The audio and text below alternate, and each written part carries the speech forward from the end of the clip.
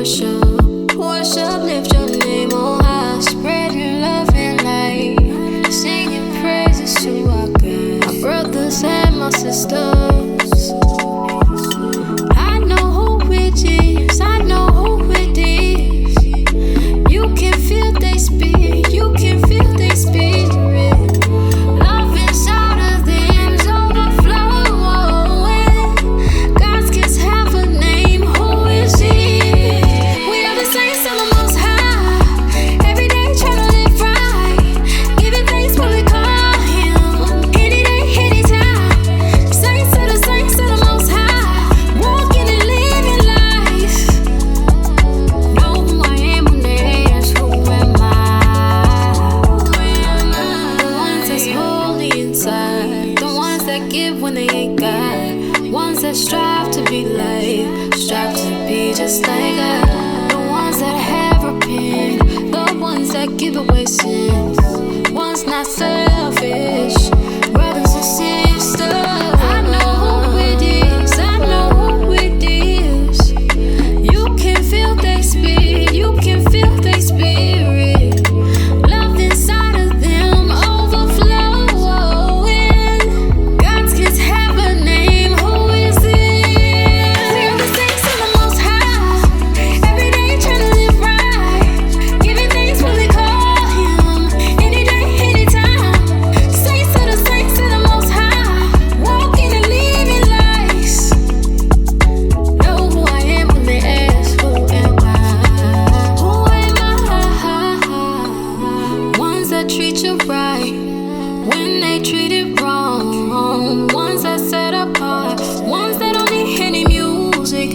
Praising his name, yeah, we do it. Holy Spirit dwelling, spreading love and light.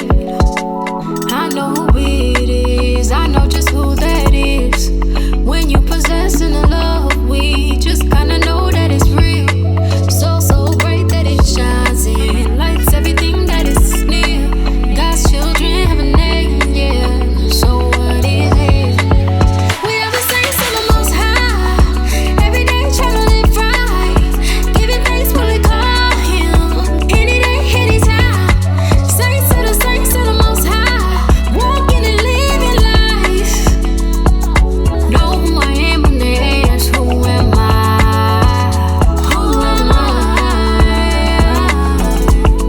Yeah, who am I? Yes, who am I? And who am I? Yes, who am I?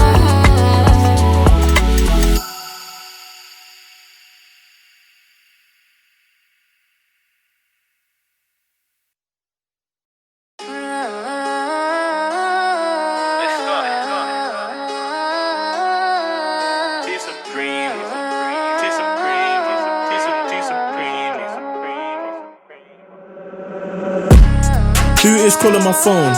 All I hear is tanana, tanana. All my days is God.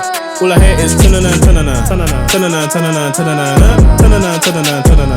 I'ma pick up my phone with ease and grace. That's ease and what? Ease and grace. This one we call ease and grace. I can do all things through Christ who strengthens me. That's ease and grace. Anything that I'm on just turns into gold and it comes like a piece of cake. I can do all things through Christ who strengthens me. That's ease and grace. For those he called, those he justified, and those he justified, he also glorified. Check what he said in Romans 8:28 and 29. Especially 30. Thank God I was saved from early. I'm T-baby, been wavy since key stage 3. Like these brothers don't know. If I hear tanana, tanana from G.O.D. more time I put the brothers on hold. What? I'ma just preach it bold, you see? I'm not ashamed of the gospel. What? Nowadays man I see man them moving all hostile, chilling in hostels. Man I got grace on me and you know that it stays on me. Grace. I'm blessed and highly favoured. Why you think that I stay on fleek? I gotta seek ye first. Matthew 6:3. I'm a born again and that's according to John 3:3. This Christian walk, this Christian life, it's never ever easy. He who the sun set free is free indeed. Hello guys, my name is Helen. And my name is Tayo. We're the IMPRINT Leicester interns. Thank you so much for tuning in. If you're new, we would love for you to subscribe to our channel, IMPRINT TV, and you can also find us on IMPRINT Podcast. Enjoy the rest of the service. God bless.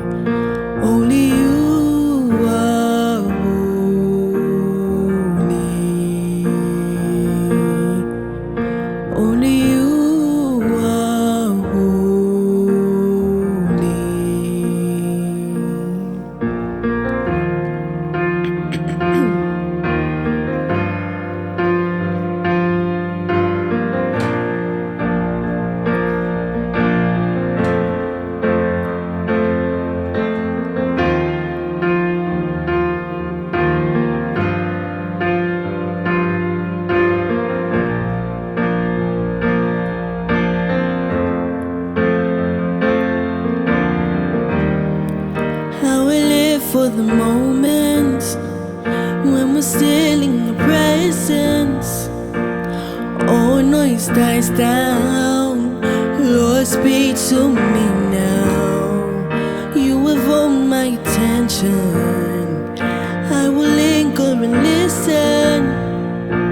I can't miss a thing, 'cause all I know, my heart wants more of you.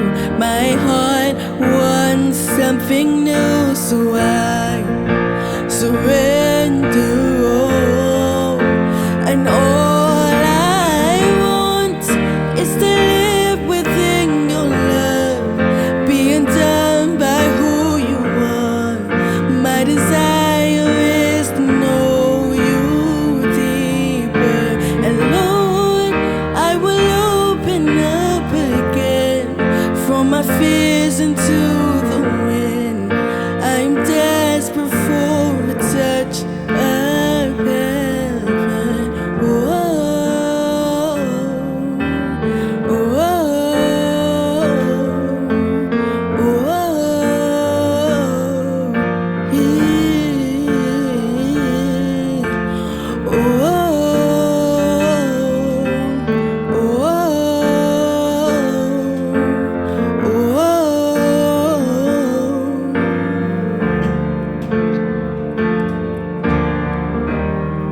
You're a fire in the morning, you're the cool in the evening, the breath in my soul, all the life in my bones. There is no hesitation in your love and affection. It's the sweetest of all. And all I know, my heart wants more of you. My heart wants something new, so I surrender all. And all I want is to live within your love, being done by who you are. My desire is to know you deeper. And Lord, I will open up again from my fears into the wind. I am desperate for a touch, and all I want is to live within your love, being done by who you are. My desire is to know you deeper. And Lord, I will open up again from my fears into the wind. I am desperate for a touch of heaven. Oh, oh, oh, oh, yeah.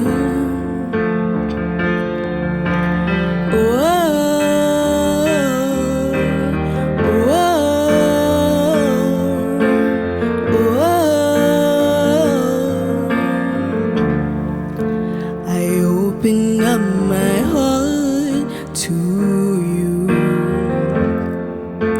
I open up my heart to you now. Do what only you can, yeah. Jesus, have your way in me now. I open up my heart to you, yeah. I open up my heart to you now. So do what only you can, yeah. Jesus, have your way in me now. I open up my heart to you, my Jesus. I open up my heart to you now. So do what only you can.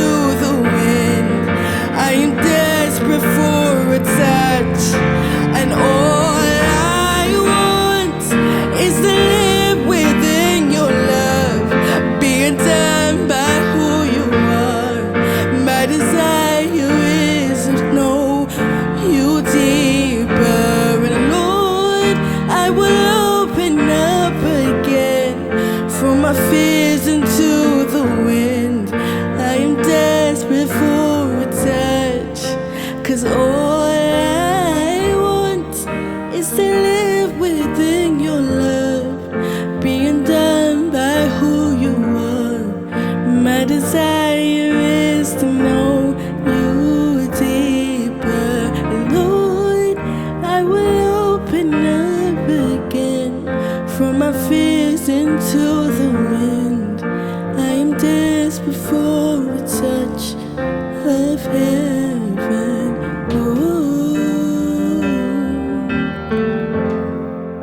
Oh God, I am desperate for a touch of heaven. Yeah, oh God, I am desperate for a touch of heaven, Lord. Oh, hey, I am desperate for a touch of heaven. Oh,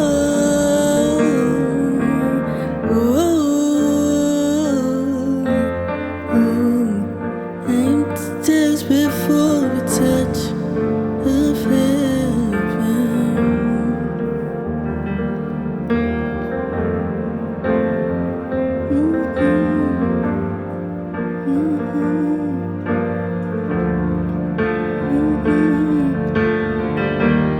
I'm desperate, Lord. I'm desperate, Lord. I am desperate for a touch. Oh God. Oh, I am desperate, Lord. I am desperate, Lord. I am desperate for a touch of heaven. To feel your presence, God. To feel your presence, Lord. I am desperate for a touch of heaven. I am desperate for a touch of heaven. I am desperate for a touch of heaven, Lord. I am desperate for a touch of heaven. I am desperate for a touch, and all I want is to live within your love, being done by who you are. My desire is to know you deeper, and Lord, I will open up again from my fears into the wind. I am desperate for a touch of heaven. Oh, oh, oh, yeah. Oh, oh, oh.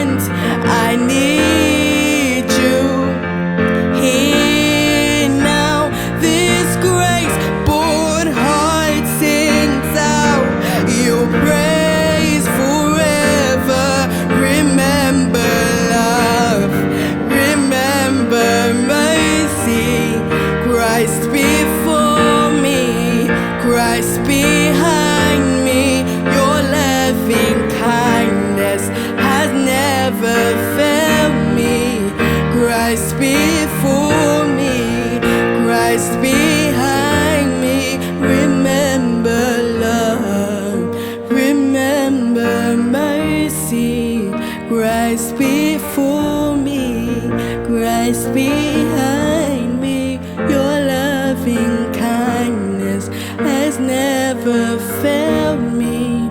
Christ before me, Christ behind me. Remember love, remember mercy.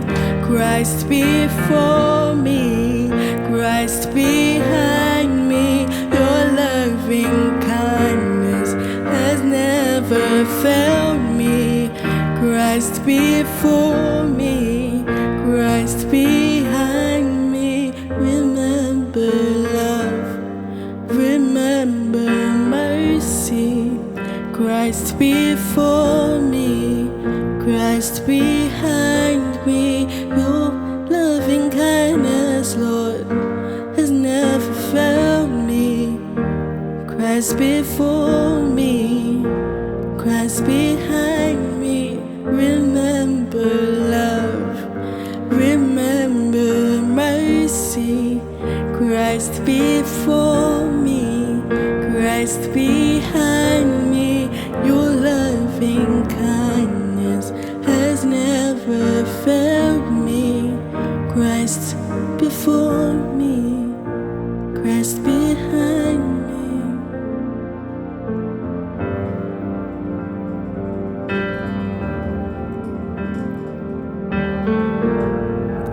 Christ behind me. Oh God, Christ before me, Christ behind me. Here at Imprint, we believe the Christian life is a partnership between God and the Christian family, the church. God is the source of all things, including our money, and we give back to Him in the form of tithes and offerings. This enables the church to undertake the work to which God has called us, extending the kingdom and giving to His name. You can give via bank transfer or at weareimprint.org/give.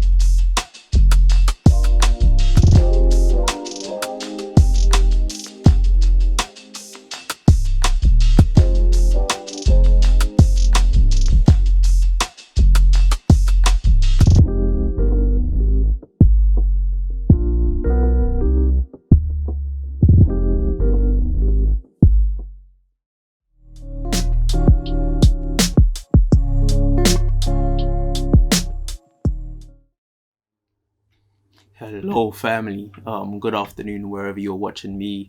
I just want to welcome you to the Imprint service live online. I really miss you guys, and I really hope soon and very soon we'll be able to sort of meet each other once again, gather, worship God once again, and boy, would that be a service. It's an understatement for me to really bring across how grateful I am to be sat where I'm sat right now, even to have the strength and the energy to do so.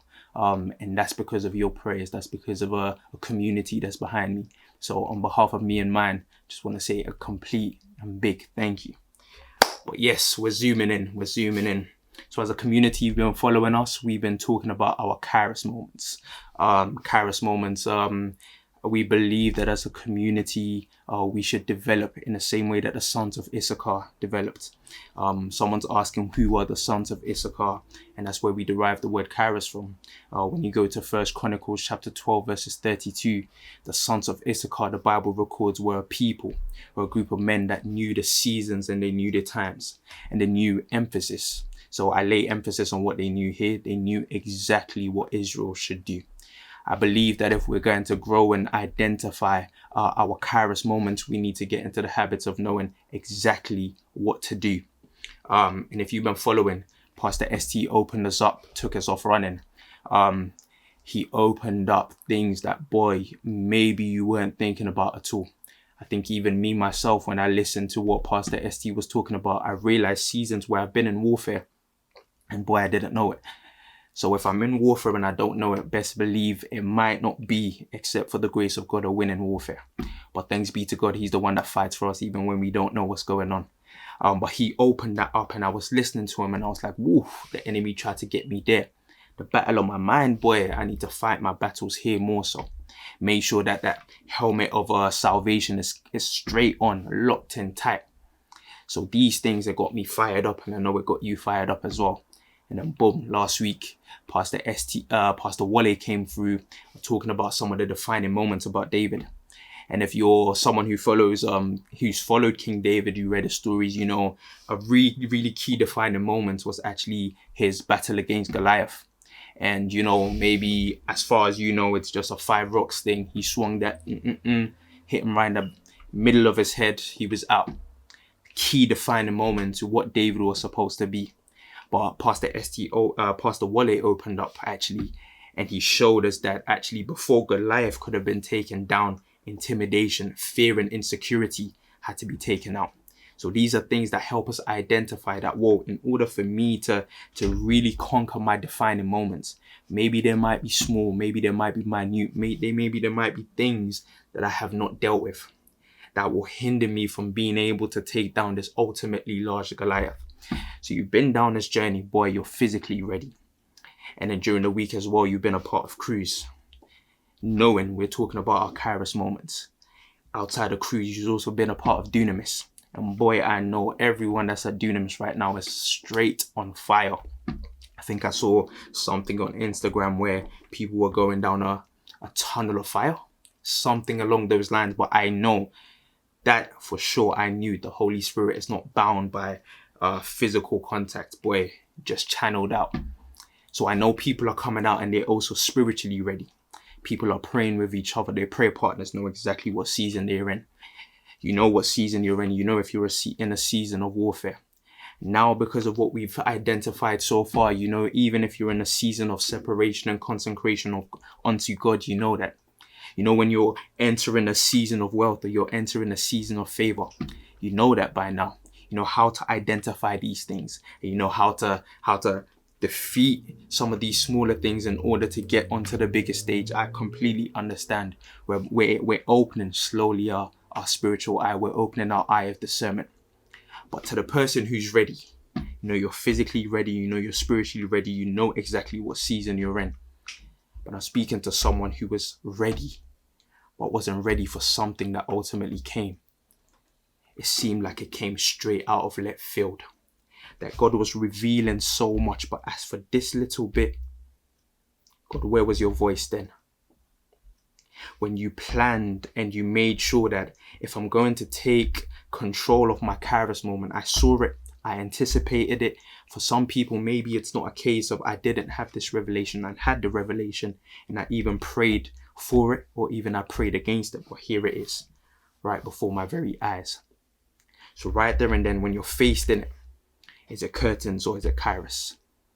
And I believe that's a question that we need to be asking ourselves after here. Is it curtains for me or is it Kairos for me? So let's dive in. So we're diving into a time in David's life.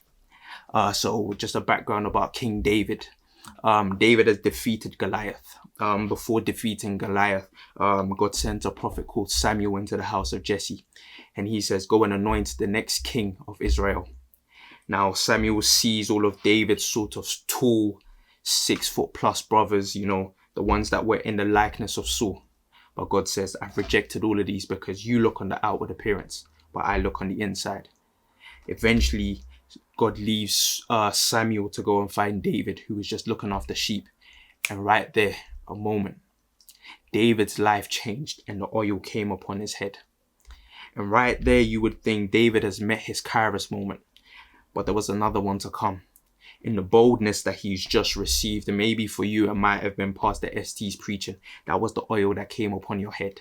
Then the next boldness took you into Pastor Walle's sermon, where you met your Goliath and you decided you were taking it down.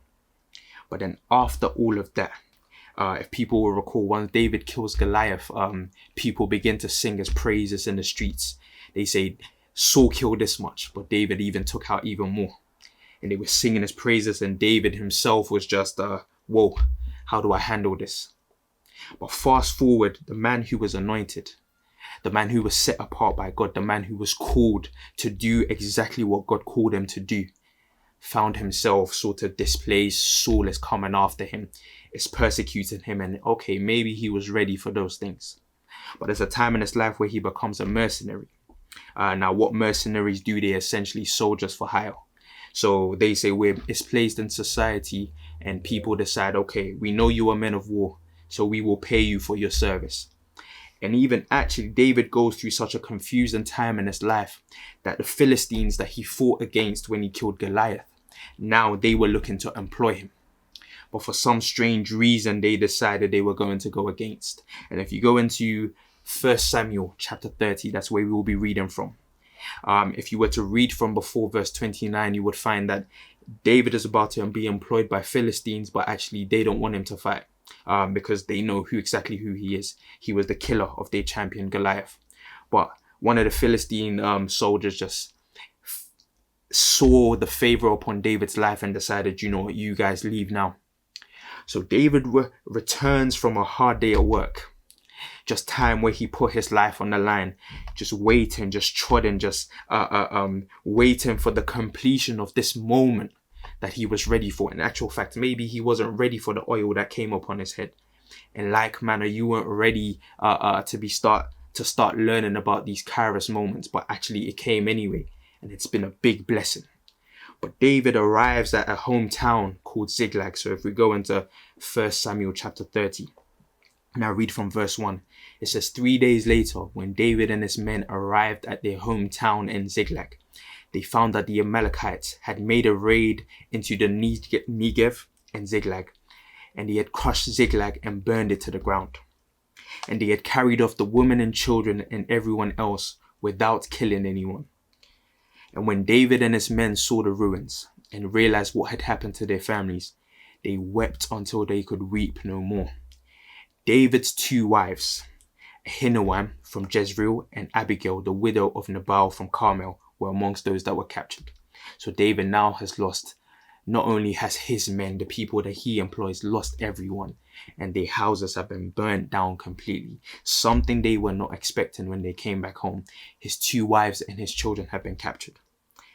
So from verse 6 it says that now David was in great danger because all his men were very bitter about losing their sons and their daughters, and they began talk of stoning him.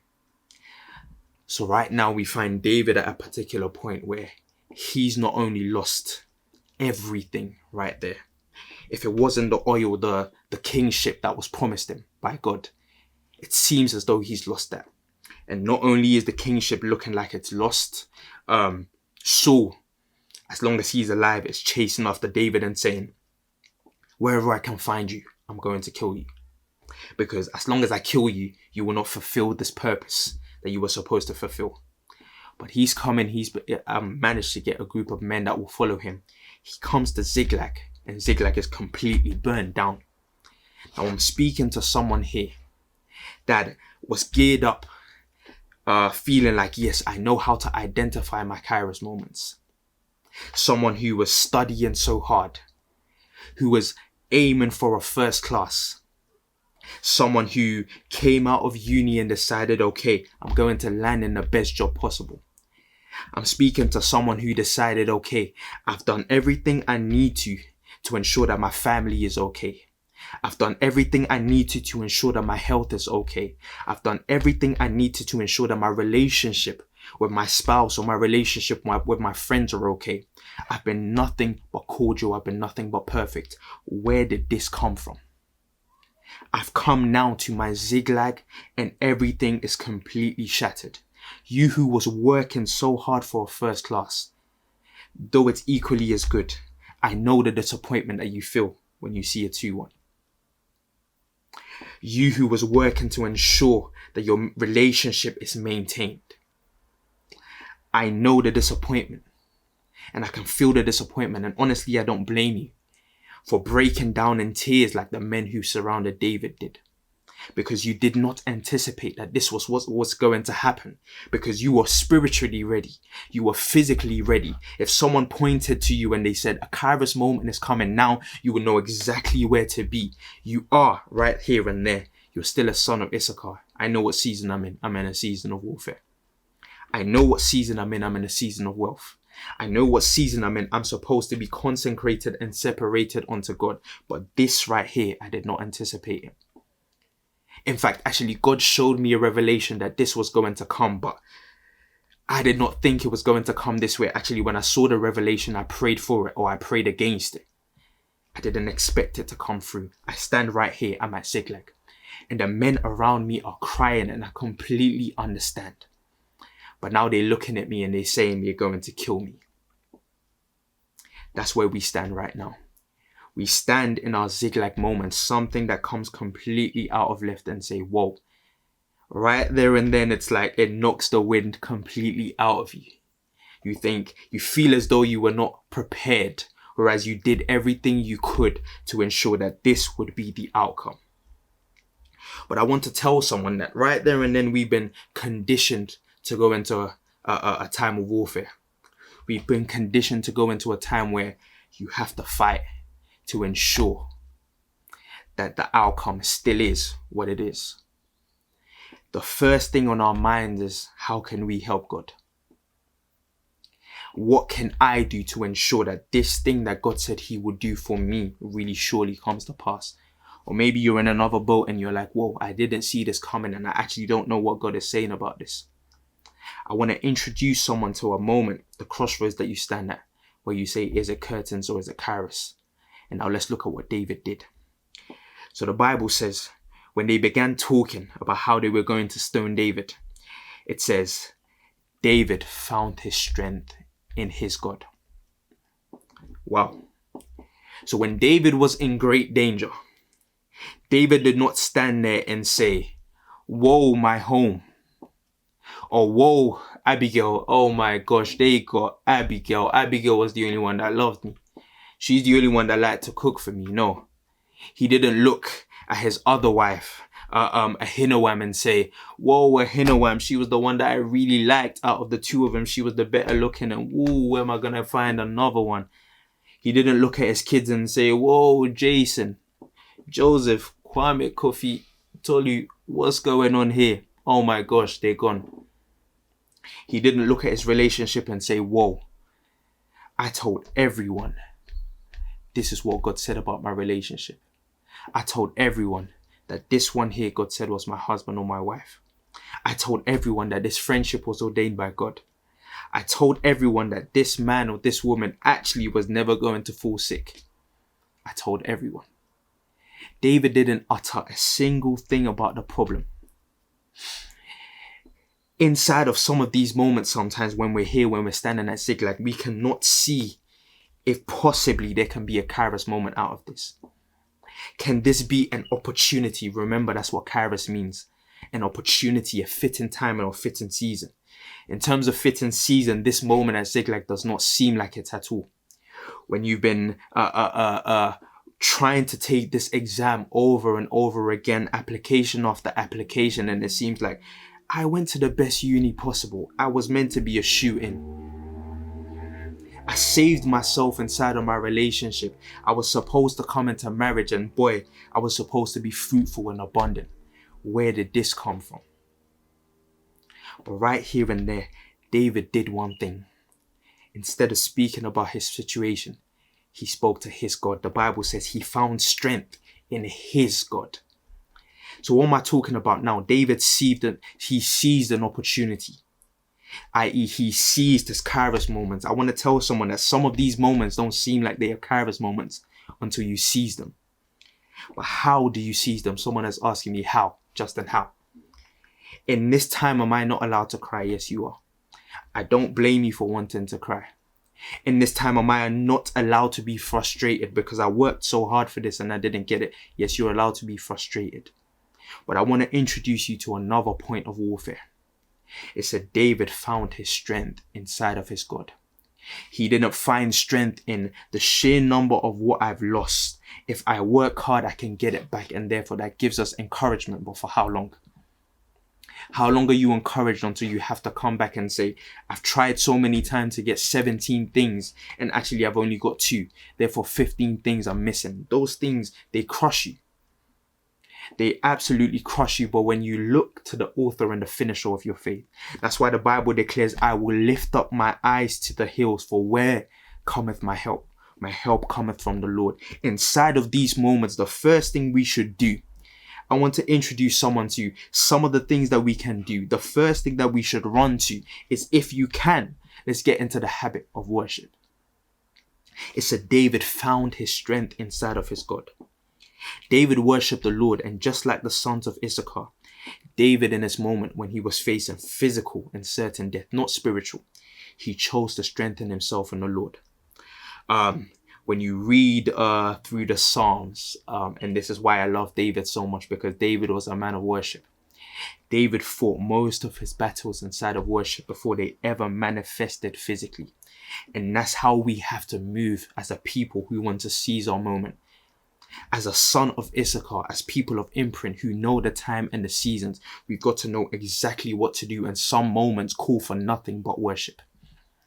Some moments call for nothing but saying, oh God, this is who you are. Oh Lord, this is how marvelous you are. Oh Lord, this is how mighty you are. Nothing about my situation, but everything about who you, the Lord, are. That's how sometimes we must seize our moments. That's how we go from curtains into Kairos. It said David strengthened himself in God.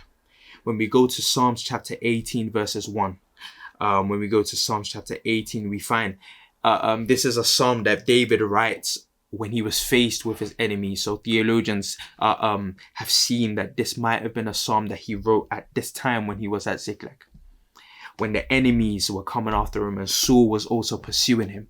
It said he wrote this, and the first line always marvels me. He says, I will love you, O Lord, my strength. What? Abigail was gone.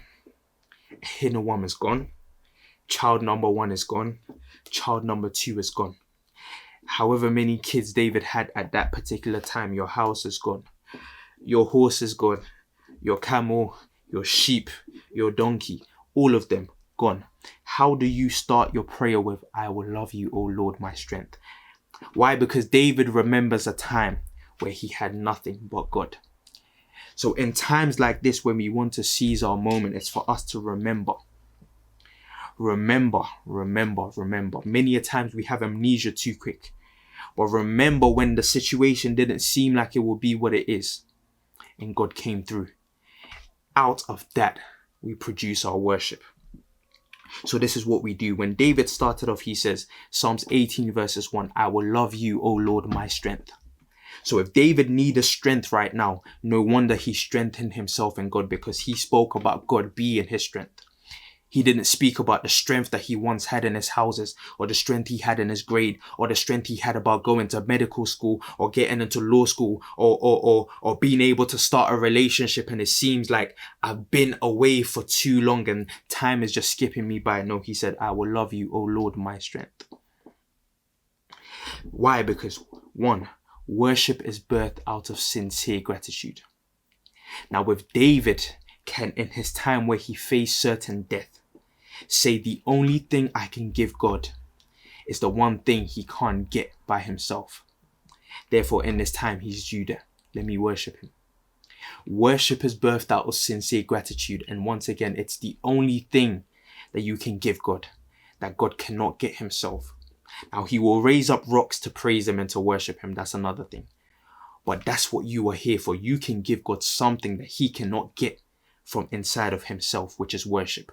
So David knew that there is a time where this God was my healer. So what am I going to do? I'm going to look at him and say, Lord, forget about what's going on. Let me love on you for a second and say, I believe that you are everything for me. I believe that you are my strength, strength like no other. I believe that this is where you shine. I believe that you will rise up like the sun with healing in your wings. I believe that you're the one that gives children. I believe that you are the one who was and is to come. Worship is birthed out of sincere gratitude. And if we can make it a habit to start winning, to start securing, to start taking the opportunity to worship, we can seize many, many, many more Kairos moments. So remind yourself of the God of Romans 8 verses 28 when you remember that actually it's not just some things. This circumstance is a part of the God that said, I can do. This circumstance is a part of the God that says all things, absolutely all things, work together for your good. Remember when he was your strength. Remember when he opened this door that you wouldn't let him rest for. He's never changed. That same God is still there. And I picture David reminding him of the times where, Lord, I used to play for Saul, and Saul would throw the spear at me, and I would still come back in here. I would serve him again. And when the lion and the bear came, there you were. And least of all, when I had my defining moments with Goliath, it was only you. Therefore, I will sing about just you and you alone, because in times where these things happened, it was just you. So right now, forget about the men. Let me be on my knees and let me worship you because you deserve the praise. Only those worshiping hearts touch God, because it's a heart of faith. You say, Lord, in spite of what's going on, I believe. It's a heart of faith. And those that come before God must believe that he is, and he is a rewarder of those who diligently seek him. I'm exposing us to something that will help us seize more Kairos moments, which is worship. And someone is sitting there saying, yo, I don't know how to sing. I don't know how to worship. I want you to tap into this understanding that worship and true worship will shift your eyes off the situation and keep it stayed on him. Worship and true worship will shift your eyes off the situation and keep it stayed on him. So therefore, if your eyes are stayed on him, you begin to remember, whoa, this actually is the same God that loved me at my dirtiest. In spite of my internet history, he loved me. In spite of the things that I did that I couldn't say to anyone else, he loved me. In spite of how unworthy I was to get this moment, he still loved me. Therefore, I believe that a God who loved me so much wouldn't bring me here to die. Therefore, let me put the things that are going on away. Let me just worship him. You touch the heart of God immediately. And understand this. Number 3, worship is the state of the heart. Worship is the calling of a Christian. So you don't have to be like some of the very, very anointed worshippers that we have over here at IMPRINT. You may not be a Temi Christina. You may not be a anointed Bomade. You may not be able to riff and run like Temi Bamo. But that doesn't preclude you from worship. Not at all. Someone is sitting there and they say, but you, Justin, at least, you can sing more than enough 1 or 2 times. I know exactly who's saying that. But I'm here to tell that person that your worship is a state of the heart. It's the true calling of a Christian. And how do I know this? When we get to Revelation chapter 4, verses 10 to 11, it details what the elders and the angels are doing before God every single time. They said 24/7 until eternity, all they do is bow down and say, holy, holy, holy are you, Lord. They say everything, all power, honor, and glory belongs to you. They will do that 24/7. Why? Because we're giving God the one thing that he will not get from himself. He will get it from us. And we're touching the very heart of God and we're saying, you're the biggest, brightest, most powerful thing we have ever known. It's not in the singing. It's in the heart. It's not in the singing. It's not in the words. Because if it was in the words, then boy, we need to know what so will I, verse 2 and verse 3 says, because I don't know. But I'm still able to worship. Why? Because it's inside of my heart. It's inside of my heart. It's inside of my heart. Now, when we go into 1 Samuel chapter 9, verses 15, and this is just further to compound the fact that we don't need as many words in order to worship God. It's really inside of our heart. When you go into 1 Samuel chapter 1, verses 9 to 15, it talks about how Hannah was the wife of Elkanah and how God had shut her womb.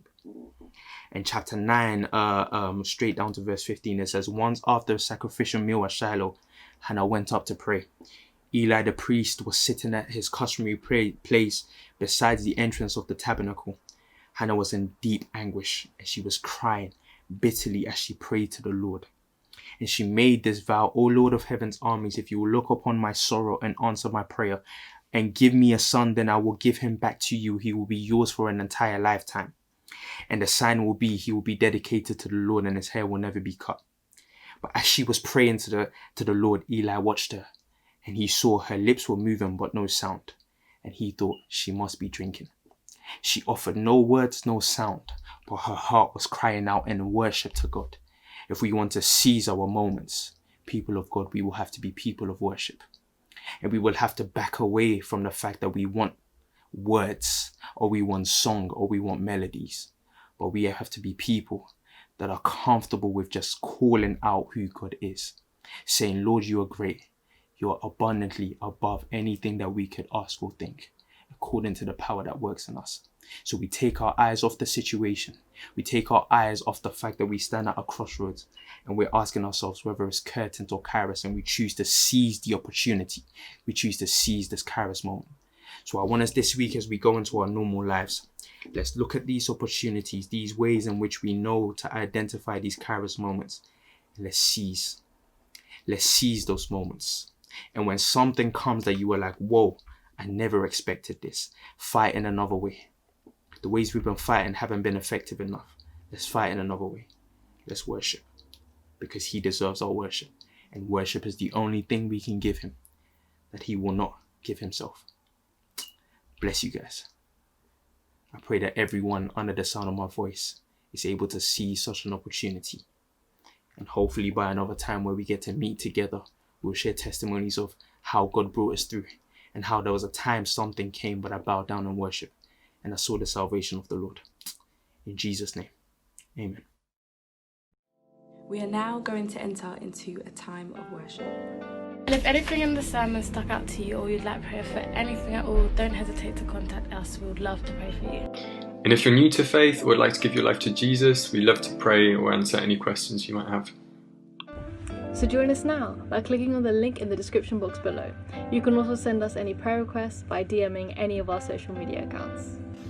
And we are always praying for you, family. God bless.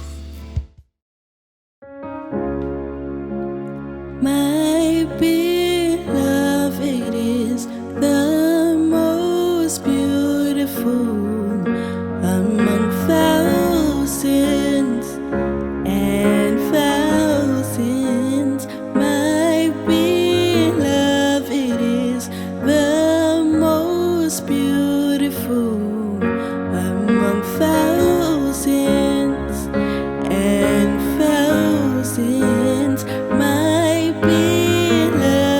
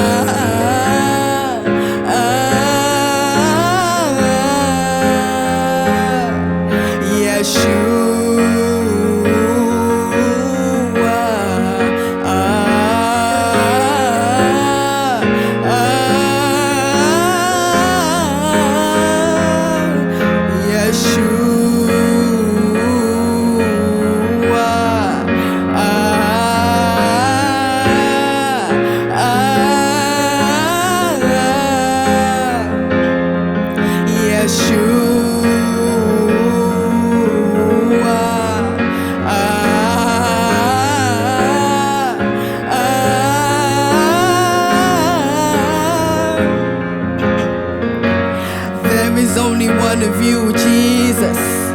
There is only one of you, Lord. There is only one Messiah, Yeshua HaMashiach. There is only one of you, Jesus.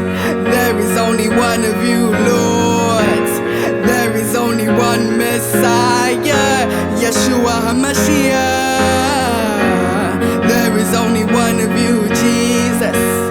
There is only one of you, Lord.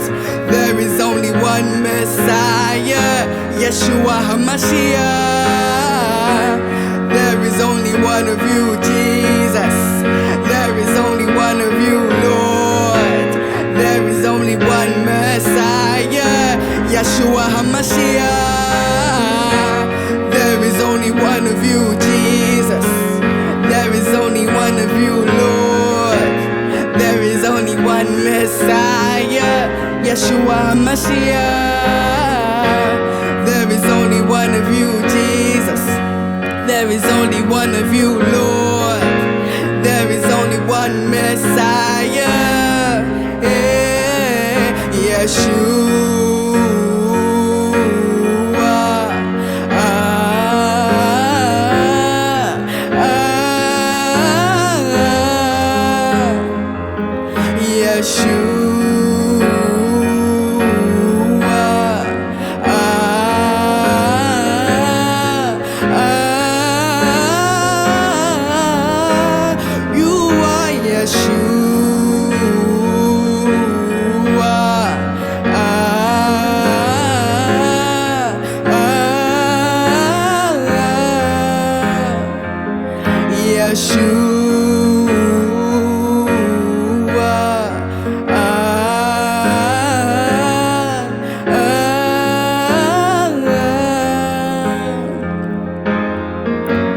There is only one of you, Jesus.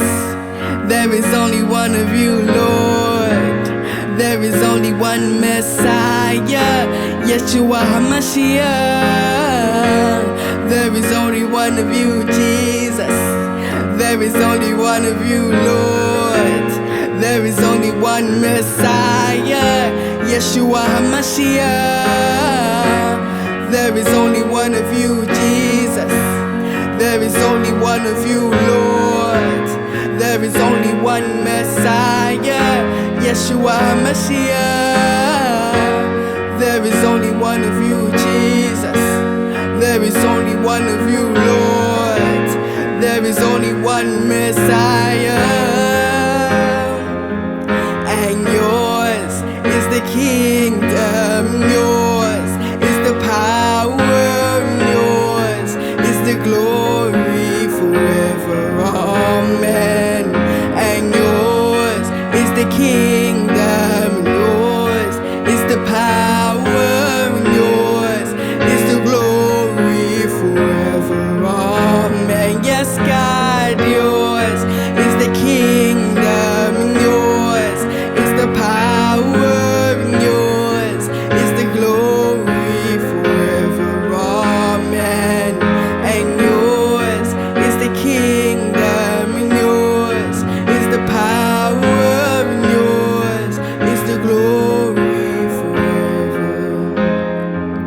Yeshua.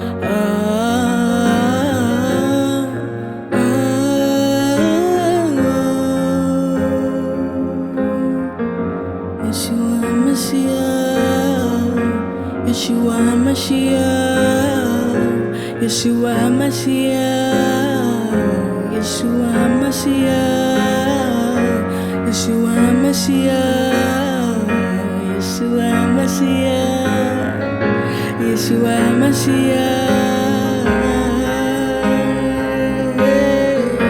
Yeshua HaMashiach, you are Lord. Yeshua HaMashiach, you are Lord. Yeshua HaMashiach, you are Lord. Oh God, you are Lord. Yeshua HaMashiach, you are Lord. Yeshua HaMashiach, you are Lord. Yeshua HaMashiach. Oh,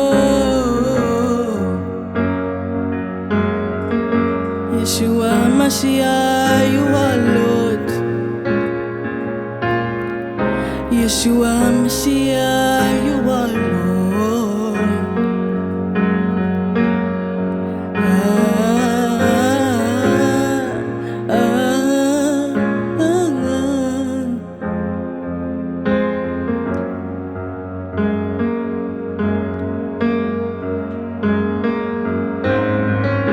You are Lord of all, the King of kings, the Lord of hosts.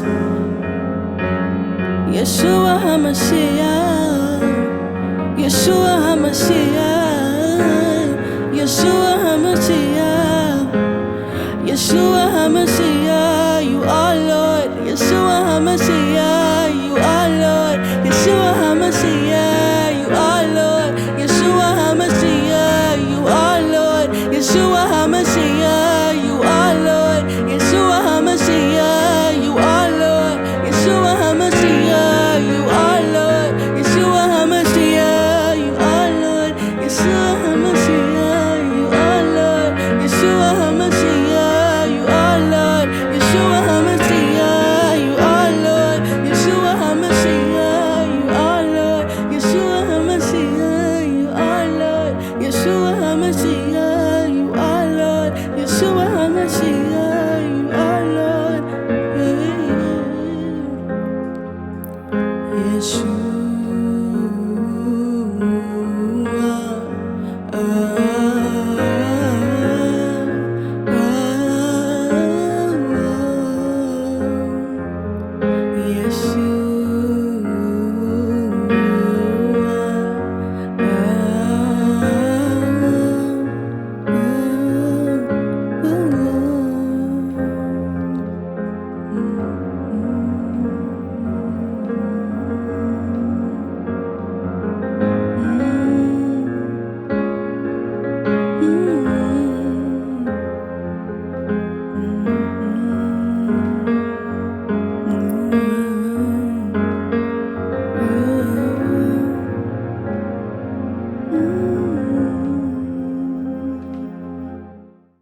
So we have reached the end of our service, but before you go, we have a virtual prayer team who would love to pray for you.